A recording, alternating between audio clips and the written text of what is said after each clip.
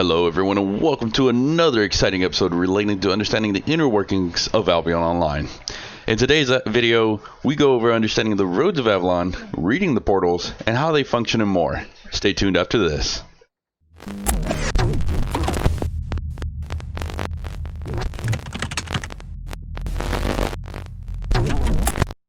Welcome back everyone, and again we're going over the Roads of Avalon and the mystery it entails relating and the mechanics behind them.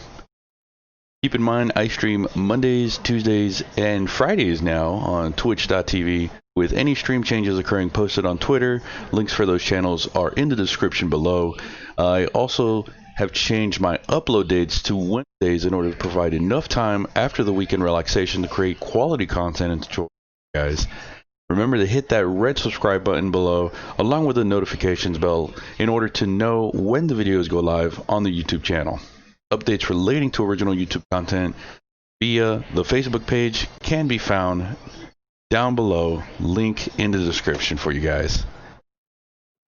Well then, let's dive headfirst into it. So, starting with looking at the local map as well as the mini-map in-game when you are in any zone that has a potential portal in it, we're going to go over what the different colored portals are and how they operate.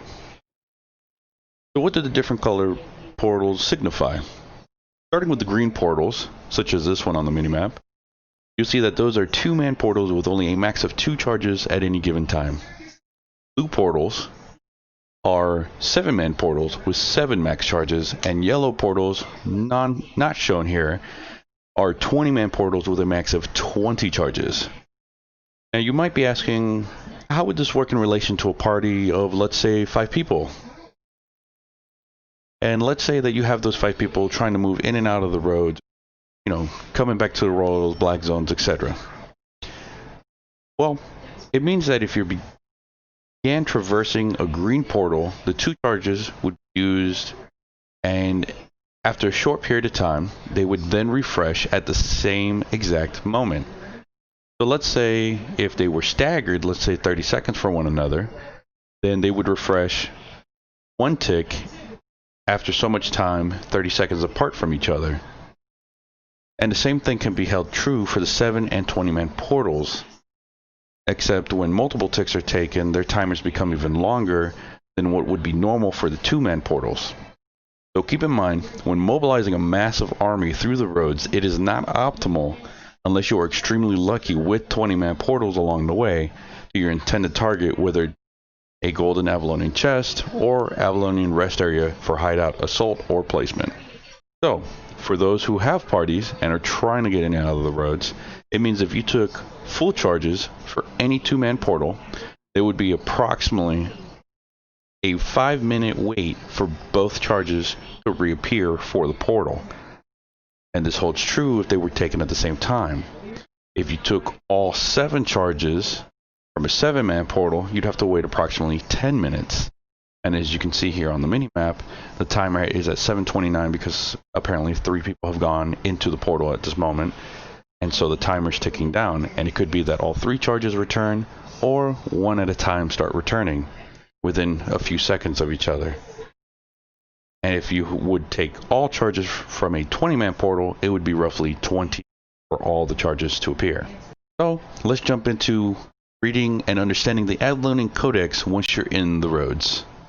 So let's say you're here in the roads, you're in front of a portal, but you're trying to decode what it means in terms of the floor in front of the portal and what it leads to, what tier it is, etc. Well, starting with the first hieroglyphic here on the floor, which would be a complete full circle. The full circle means it would be a blue zone. So if this was lit up, it would be a blue zone exit way or entryway that you'd be going into. Now for where we came from, which was Elden Hill, it was a yellow zone. Yellow zones are highlighted with double rings. First ring of the Avalonian portal. When going into a red zone, you'll see that it's more hollowed out with the 1 ring in the center and then hollowed out where the 2 would have been.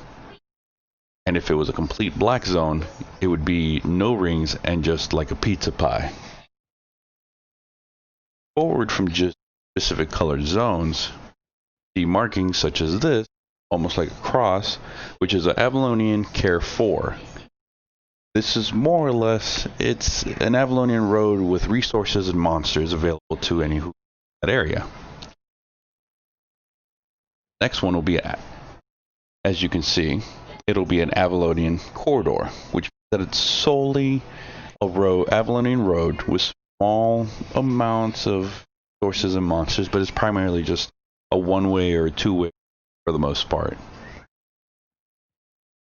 The next one here would be the Avalonian Sanctuary, which has a maximum of another road linked to it, and you can find a ton of resources and monsters here, but it's almost like it could potentially be a dead end for the most part. Leading into our last notch here on the first ring of the Avalonian Codex would be the Avalonian Rest, the desired location for any guild or alliance attempting to lay down a hideout far and deep within itself. Now, moving on to the next ring of the Codex, we'll start seeing what tiers the zones would be. So again, moving from this initial notch towards the left clockwise, if you see 4 dots, it's a tier 4 zone. And just like anything else, as you go up in dots, such as Elden Hill, it is a tier 5 zone with tier 5 resources and mobs. For every notch of bubble or orb indicates the tier that it is. Moving upwards, that it's a tier 6, tier 7, and when it's completely full, a tier 8 zone, potentially. And then once you get to the final ring of the Codex, I kind of don't think it was necessary by the developers, considering that the portals are self-explanatory in terms of how many people can go through. One little stick figure is a 2-man portal. 2 little stick figures is a 7-man portal. And when you see multiple little stick figures, it is a 20-man portal.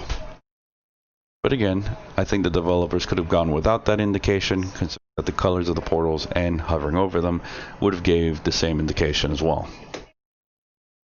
But I can understand they might wanted to have that extra little bit of flavor in there, information being available to the players. Now, in terms of the portals, aside from hovering over it when you're next to it, to see what the timers are in terms of free use, when it closes, how many nodes or how many ticks of uses it has on it, you could also hover over them on the mini-map and it'll give you the same information in terms of how long before the next tick, how long before your free use is up, as well as how long before it closes. And the same thing can be done when you press N and open up the main little local map. Now, as you'll notice, there's a gold ring or circle around this portal we came from Elden Hill. That is an indication that you have a free use. Now, what it means by free use is that since you've taken the portal in any one direction, you can then hop back through the portal into the other direction without taking a tick off the portal. So let's say you had, for example, 8 people and there was a 7-man portal, but you had gone in earlier, for example, and then came back. So that way you could all jump in together. Have a free use to go in, and then all the rest of the 7-man part of the 8-man party, which would be 7, could then jump in with you, allowing you to have 8 people. And this is taking advantage of the game's dynamics in terms of the portals. And this is one way of potentially trying to move a larger than normal or force through the roads without having everyone separated, which is a main concern for a lot of groups. Same thing can be done with the 20-man portals. So keep in mind that the ticks are typically correlated in terms of the free use timer as well as the ticks timer, so try to plan it accordingly when moving a large force through Roads of Avalon. And of course, as you look at the minimap, you'll see that there's multiple colored chests. Blue, and of course there will be the gold chests. Now, keep in mind that there will be standard Avalonian mobs at each of the blue chests. But if you come across the gold chests, those are intended for large groups as they are actual Avalonian dungeon styled mobs. Require full attention to the detail and the ability to single target damage those mobs. And for those looking to place a hideout in the rest areas of the roads, find that it is not like a Black Zone territory area to where you could pretty much just place it if you own the territory, or place it, and then the owner of the territory would then have to determine if they want to assault it. In the roads, anyone at any given time within the timer of that rest area can assault it, which means that you could potentially face daily defense on the hideouts or hideout that you have placed in that specific rest. I hope this information assisted all of you with understanding the roads a lot better, and will hopefully help your guild or your group of friends traverse them more easily, along with being able to set up camp and defend that home base of Avalon. If you have any questions or concerns, please drop comments down below the video. If you have any suggestions for future content, again, drop it in the comments below. I will review the comments and we'll see about making that video for you guys in detail, as well with specifics and information relating to that topic. Until next time, everybody. Love, peace, and chicken grease.